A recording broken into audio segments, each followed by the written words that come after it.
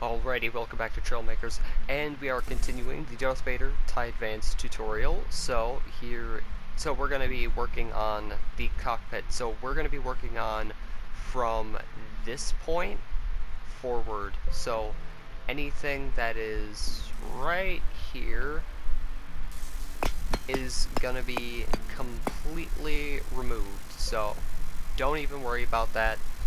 That is not going to be until the next episode, because otherwise this video is going to be like probably 50 minutes long, because this thing is very difficult to actually like break down.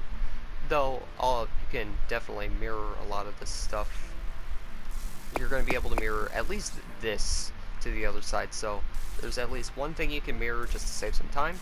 And we are going to start with the wings. These will connect to the wing mounts, and I'll show you where that connects after I've finished breaking this down for you. So let's start with the front part.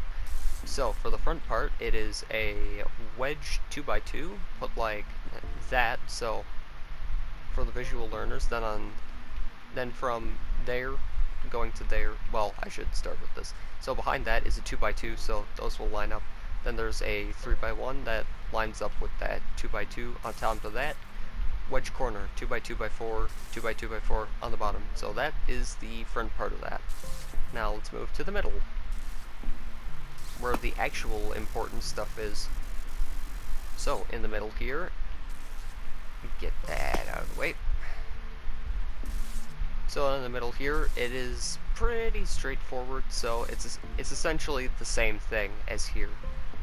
2x2 wedge, 2x2 wedge, 2x2 block, 3x1 wedge, then same thing on the top, except in the inside here you'll have a gyro, which this is your up and down. I prefer doing it green arrow facing back, red arrow facing forward.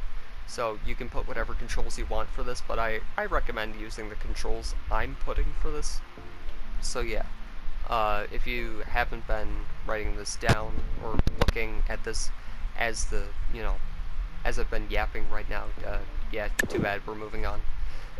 So here we have the space thrusters. There's two of those. This gives it that extra speed, and there's a 2x4 block behind that. Then this back bit is a bit different than the front bit because it does not have a 2x2 wedge, and that is about where the differences end. Well, never mind. I don't even think I know what I was saying there. So here we have 2x1 wedge, 2x1 block, 3x1 wedge, then a 1x2, 2x4 on top of that. So yeah, this is why we need the 5 long blocks, like a 2x5. That'd be very convenient, but yeah. Then on the bottom here, you're gonna want to put a panel 1x3. Then you can take this 2x4, then just do the same thing so it all sorry, excuse me, so it all matches up. So there. The decals that I put on this are completely optional. I was just putting it there just so it didn't look so flat, but yeah, pretty much just make it look like it goes to a point. Then actually we can just get rid of this. But it will slot on like that. Then you can just copy it over to the other side. But now we will focus on the interior. And that other side is the exact same, so don't even bother asking questions about that. On the bottom here, we have the guns, which are very important, the blasters. So here we got it. The TIE fighters are these TIE fighters are like super easy to make. Probably the easiest builds in the world, except for like trying to piston glitch things into them, because they do not like that. So we have 2x2 wedge, 2x2x1 wedge corner, then the same thing all around. It is a big octagon, even though the TIE fighter is supposed to be ball shaped, but I mean it kind of is. It's vaguely ball shaped, I suppose. So then we have 2x1 on the frontal side of this 2x2 gap that's going to be in the center here. Then at the back you're going to have 2 pistons with these settings, and you get a good 3 seconds to write this down. Yeah, yeah, your time's up. Sorry. then I'll go over the blaster controls and in the final episode because that's going to be very complex. But from the bottom of the piston, you're going to want to put a 2x1 block, so that way when a piston glitches up, it'll look like it has a flat panel, kind of like how it is on the top. So yeah, make sure it looks like that. Then you have a U bracket, then a 1x4 panel block. Then you just want the blasters on, either end. It doesn't, well, it does matter, but yeah, make sure they line up like that. So yeah, those are the blasters. We'll just keep them down there. Then, moving to the, actually, you can definitely copy and paste this side of the cockpit over. Let's do that. Actually, you can't technically, but it just depends on what features you want in this thing. Okay, let's go over the left side of the cockpit. So, we have a bunch of thrusters. So, starting with the actual superstructure, you're going to want inverted corner 2x2x2. Then you want the same sort. Then on the top, you're pretty much going to do the same thing you did down here, and just do that until it looks ball shaped. So then we have wedge 2x2. Oh right, these are different. I'll get that to a bit. I'll continue this one. I'm not sure why I was trying to move on to the middle bit. We're going to focus on this. So make it look like that. Then you're going to want this. I'll show you how to do the decals for that in a bit. Then we are going to do wedge inverted corner 2x2 space thruster inverted corner. Then this is where it gets tricky to actually explain how this works. So normally the sides would be here, so it's kind of confusing, but it is going to be wedge 1x2, wedge, or 1x2 block, wedge 2x1. Why is this called a wedge 2x1 and this is a what? I'm so confused. Oh, never mind. This is a wedge 1x2. I thought it was just a 1x2 block. Never mind. I'm sorry, my bad. Then there's a speed sensor down here. That's just in case you wanted to do like a weird little speedometer or something like that. Then you have a 2x2 block with a 2x2 wedge right there. Then a space thruster. Then you pretty much take what you did here, then you copy it down to the bottom.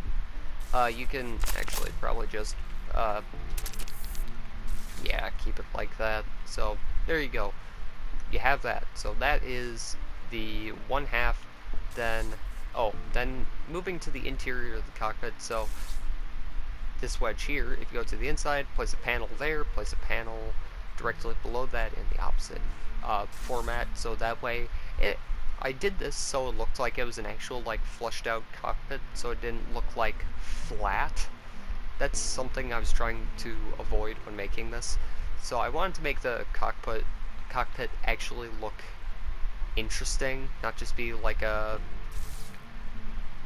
compact space full of, like, space thrusters. So, yeah. Then we have a XOR logic gate, like this, that's right here. This is for if you ever needed it for something, but you never know. This is just kind of here for fun. You don't really need it, to be honest. So you can just, honestly, you could replace that with anything you want. Just put anything there. I mean, see if I care. Anyway, so moving to the front panel. Oh, right, for these, you want to do a decal that perfectly follows that line of, so if you see the line, the side of that triangle, just fill out that triangle with a completely blackened decal. So that way it looks like, it's a dark abyss, essentially. Then for the other half of the cockpit, you're going to do the same thing, but that XOR logic gate is going to be an altitude sensor, because why not? Also, we're going to switch that. It doesn't matter, because, but yeah, continuing on. Oh, right, so, you're like, yeah, but, like, once it's all together, how are, oh, I accidentally grabbed that. I did not want to do that. So you're like, yeah, but it's look at the cockpit. It's like the glass is black and you can't see in from the front. How'd you do that? I'll show you. So, essentially, what you do, it's extremely simple. Since you can't see the decal on the opposite side of a clear piece, it doesn't make sense, but that's just how it is. So, a panel 1x2 on this side, so it's essentially just one-way glass. So just take a decal on any of the glass bits that I'll show you, and yeah, just put a blackened decal over them. So yeah, if you see this wedge 2x2 on this side, it's glass on one side, but it is, you know, it's blackened on the other side. So yeah, that's essentially the one-way glass thing. Anyway, moving on to the central bit, then we have this. So going from the front to the back, we have wedge 2x2. On the front of this 2x2 block, we have a panel 2x2, then we have a wedge 2x2, of course, then the wedge 2x2 I mentioned. On top of that, 1x2 block, followed by the frontal block of a quantum rudder. Then moving to the bottom, we have an NOR logic gate. In the controls video, I will show you how that plays into anything. It is very important. Then a quantum rudder, so pretty much just make it look like match up nicely. Okay, then we have the seat sitting on top of the NOR and the quantum rudder. Then, just so it performed better in atmosphere, I put these L brackets just so there weren't any drag points in the cockpit. So then there's a 2x2 wedge behind that. Then behind this top quantum rudder, there's two 1x2 blocks. This one's blackened, this one's gray. This one's gray just so you don't see like the blackened part from the outside of it, because that wouldn't really make any sense. I mean, if you really wanted it to like pop a bit more, like have it had some more dimension, I suppose you could do that because it would show through. But you do you. Then behind the seat, aligned with both the quantum rudder and the bottom of the seat, is the roll gyro. This one actually does the roll, and it is set to 9.5, so your time to look at it was up, so I hope you paused and, you know, wrote that stuff down. Oh, right, I forgot to mention, on this one, there's a gravity sensor here, where the other side has a speed sensor. So when you mirror it over, replace that speed sensor with a gravity sensor. But then again, these are all just for show. They don't matter anything.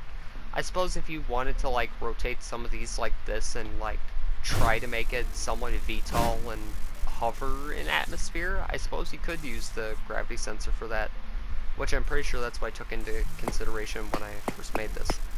Now I'll show you the top bit. So, yeah, I'm not really sure how I did this top bit. I'm pretty sure I just used a square decal here, a square decal here, and I just copied it over. Then for this one, I believe, yeah, I used this dashed line, sized it down to 0.4, then put it at a rotation of 90, so that way it, with this color scheme, with clear and blackened, so if you move to a certain angle with this, I'm pretty sure it lines up like that.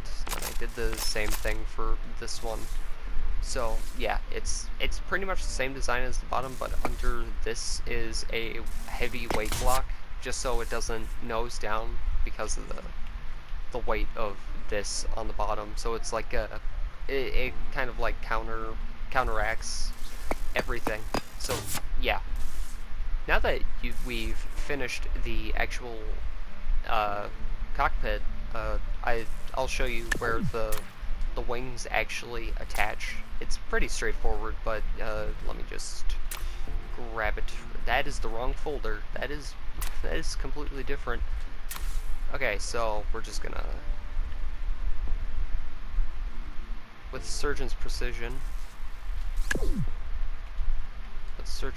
we will remove all of that, just so I can show you where this all snaps on. Perfect. Okay, so now that you had the wings done in the entire cockpit, you can now, with the power of, I don't know, I didn't really think of anything for that.